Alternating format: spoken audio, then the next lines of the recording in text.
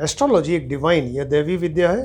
अभी तक जो लेक्चर्स ले रहे थे वो ग्रहों की दशा और अंतर्दशा के बारे में आपको बता रहे थे। आज जो टॉपिक स्टार्ट कर रहे हैं वो है ग्रहों का गोचर। ये आपने वर्ड सुना होगा कि ग्रहों का गोचर होता है। ग्रह गोचर में क्या फल देते हैं, एक गोचर एक वर्ड इस तरह से आपने सुना होगा। आकाश मंडल में, नक्षत्र मंडल में या ब्रह्मांड उसी को कहते हैं या ज़ोडिएक कहते हैं, तो इसमें असंख्य तारे हैं। आपने देखा करोड़ों अरबों की संख्या में तारे हैं और हमारे ऋषियों ने इन्हीं तारों की स्टडी करके 27 नक्षत्र और 12 राशियों का निर्माण किया। अब ये तारे जो हैं ये अपनी जगह स्थिर रहते हैं। अब चूँकि तारों से ही वो नक्षत्र और राशियाँ बनी, तो इसलिए तारों की तरह ये 27 नक्षत्र और 12 राशियाँ भी अपनी जगह स्थिर रहती हैं। जबकि जो 9 ग्रह बताए गए, तो 9 ग्रह या 9 प्लैनेट्स जो हैं ये अपनी अपनी ऑर्बिट में बराबर घूम रहे हैं। तो ये हमेशा घूम रहे हैं, लेकिन नक्षत्र और राशियाँ अपनी जगह स्थिर हैं। अब गोचर पे आते हैं। तो गोचर जो है एक्चुअली 2 वर्ड से मिलकर बना है, गो प्लस चर। तो गो जो है वो संस्कृत भाषा की गम धातु से बना है, जिसका मतलब होता है ग्रह, और चर का मतलब चलने वाला। तो गोचर यानी ग्रहों का चलना, ग्रहों का चलायमान, ग्रहों का मूवमेंट, उसी को गोचर कहा जाता है। अब जिस समय व्यक्ति का जन्म हुआ, मान लीजिए किसी व्यक्ति का कोई जिस समय जन्म होगा, तो आपको पहले बताया है कि उस जगह, जिस जगह जन्म हुआ उस जगह की पूर्व दिशा में जो राशि उदय हो रही थी, ठीक जन्म के समय, तो पूर्व दिशा में कोई ना कोई राशि उदय होती जा रही हर 2-2 घंटे पे।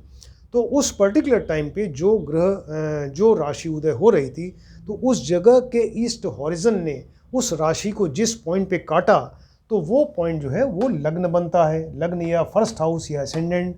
और जिस पॉइंट पे काटा राशि को, उसके 15 डिग्री पहले 15 डिग्री बाद का एरिया जो है वो फर्स्ट हाउस या लग्न या असेंडेंट कहलाता है। और जिस राशि को काटा, तो उस फर्स्ट हाउस में बैठा दीजिए उस राशि को, वो क्या हो गया, वो लग्न राशि बन गई। अब इंडियन स्टाइल की कुंडली है, तो ये फर्स्ट हाउस से लेके और 12 हाउसेज हैं। देखिए 1 2 3 4 5 6 इस तरह से 12 हाउसेज हो गए। और जो भी राशि यहाँ पे होगी लग्न राशि, उसके आगे का नंबर आप बढ़ाते जाएं तो हर हाउस में एक एक राशि बैठ जाएगी। इस तरह से 12 हाउसेज और 12 राशियाँ हो गई। और जन्म के समय, जिस समय जन्म हुआ उस समय ब्रह्मांड में ग्रहों की क्या पोजीशन थी, कौन सा ग्रह किस राशि में था, तो ये आप उसमें बैठा दीजिए पंचांग देख के कि कौन सी राशि में किस हाउस में कौन सा ग्रह था। तो ये आप बैठा देंगे तो क्या होगा, वो जन्म कुंडली बन जाएगी। वो जन्म कुंडली या जन्मांग बनेगी।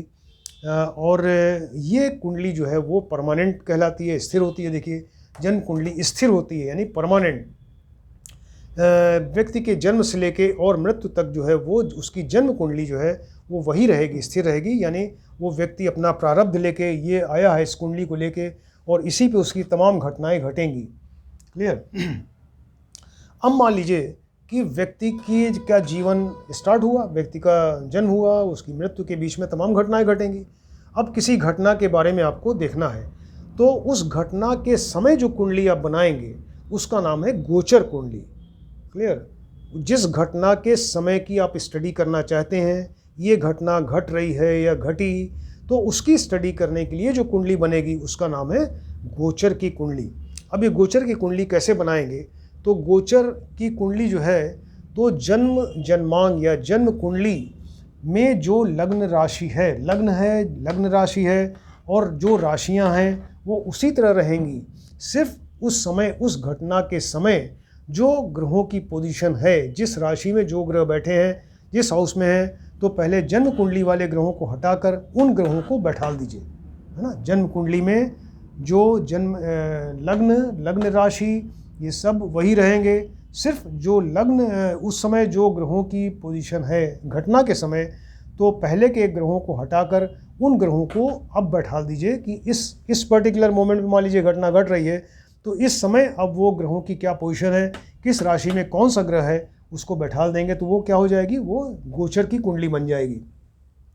अब चूंकि गोचर की कुंडली आप उस घटना पे बना रहे हैं, तो इस तरह से अगर तमाम जीवन में तमाम घटनाएं घटेंगी और एवरी टाइम अगर आपको कुंडली बनाना है तो उस पर्टिकुलर टाइम की कुंडली बनेगी, तो इसलिए वो कुंडली चेंज होती जाएगी।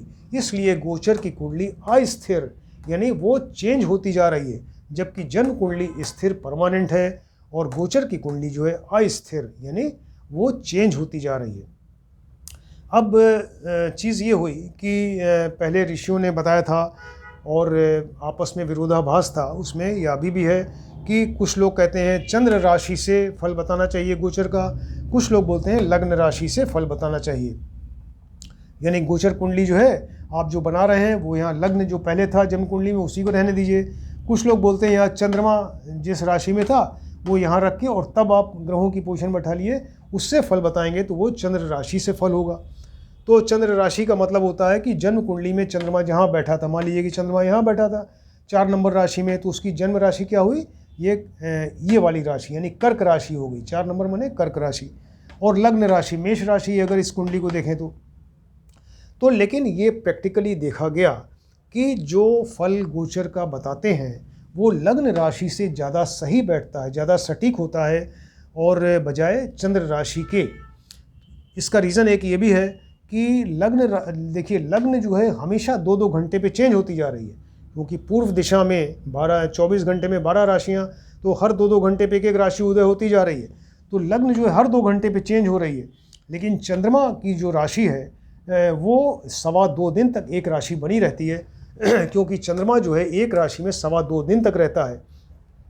तो इसलिए ये लग्न राशि जो है वो ज़्यादा सूक्ष्म फल देगी, ज़्यादा सेंसिटिव है और ज़्यादा सटीक फल, ज़्यादा सही फल देने वाली होगी।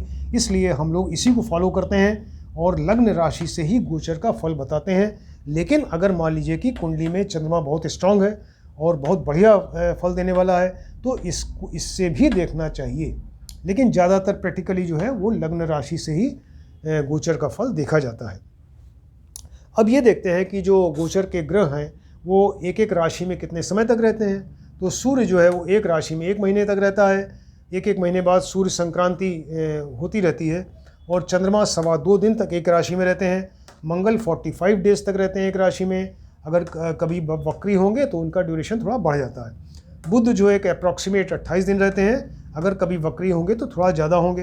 बृहस्पति 12 महीने एक अप्रॉक्सीमेट है, 12 महीने से कभी थोड़ा ज़्यादा हो जाते हैं एक राशि में रहने के समय।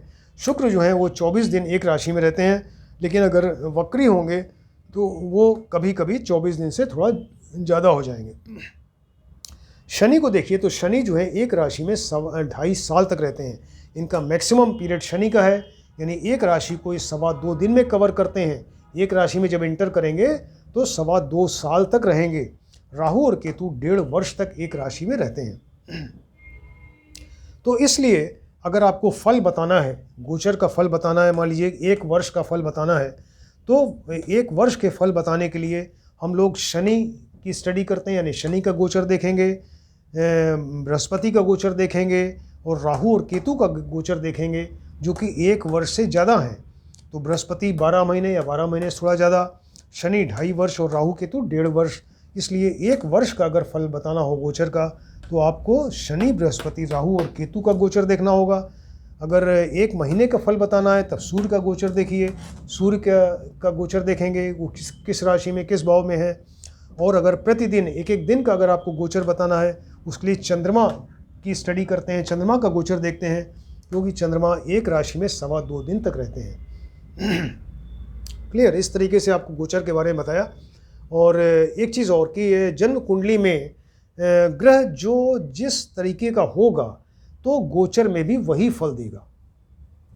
अगर सपोज कि जन्म कुंडली में ग्रह जो है वो अगर वो अशुभ है, मान लीजिए शुभ नहीं है, तो अगर वो गोचर में ग्रह जो है वही सूर्य, मान लीजिए कि सूर्य जो है वो यहाँ अशुभ है, अच्छा नहीं है, क्लियर, लेकिन गोचर में वो ग्रह बहुत अच्छा दिखाई दे रहा है। गोचर में जो अब जिस राशि में बैठा वो बहुत ही बढ़िया हो गया, बहुत अच्छा फल दे रहा है, लेकिन वो फल वही देगा, उसी तरह का देगा जो उसकी जन्म कुंडली में था। यानी गोचर का फल जो है वो पूरी तरह से उसके ऊपर ही डिपेंडेंट रहेगा। अगर ये अच्छा होगा ग्रह जन्म कुंडली में तभी गोचर में बढ़िया फल देगा। अगर वो अशुभ है, अच्छा फल नहीं देने वाला है, तो वो गोचर में चाहे कितना भी बढ़िया फल देने वाला दिख रहा हो आपको, तो वो अच्छा फल नहीं देगा। सेकंड नंबर ये कि जन्म कुंडली में ग्रह जिस जिस डिग्री के हैं, जिस डिग्री के हैं, तो उसी डिग्री का ही फल हमेशा देंगे। गोचर में भी उसी डिग्री का ही फल देंगे, समझ रहे हैं। तो ग्रह जिस तरीके का है जन्म कुंडली में, गोचर में, वो उसी तरह का ही फल देगा, और जितने डिग्री का है वो उतने डिग्री का ही गोचर में भी फल देगा। तो इस बात को, आपको गोचर के बारे में कुछ चीज़ें आपको बताई। तो गोचर 2 शब्द से मिल के बना। जन्म कुंडली स्थिर है, परमानेंट, जबकि गोचर वो जो है हर एक घटना के समय गोचर कुंडली बदलती जा रही है, इसलिए परमानेंट नहीं है, चेंज होती रहती है। और फल जो है इसका हमेशा ये लग्न राशि से ही हम लोग देखते हैं गोचर कुंडली का। और ये बताया आपको कि ये प्रति राशि रहने का इनका क्या ड्यूरेशन है ग्रहों का। और फल अगर 1 वर्ष का आपको बताना है तो शनि बृहस्पति राहु केतु को देखिए, और फल अगर 1 महीने का बताना है तो सूर्य का गोचर देखिए, अगर 1 दिन का प्रतिदिन बताना है तो चंद्रमा का गोचर देखिए। और इसके अलावा जो पोजीशन, जो जिस तरह का ग्रह जन्म कुंडली में है वही गोचर में फल देगा। वो जितने डिग्री का है उतने ही डिग्री का फल गोचर में भी देगा। इस तरीके से आपको ये गोचर के बारे में बताया। इसको आप ध्यान से देखें, सुने और समझें, स्टडी करिए।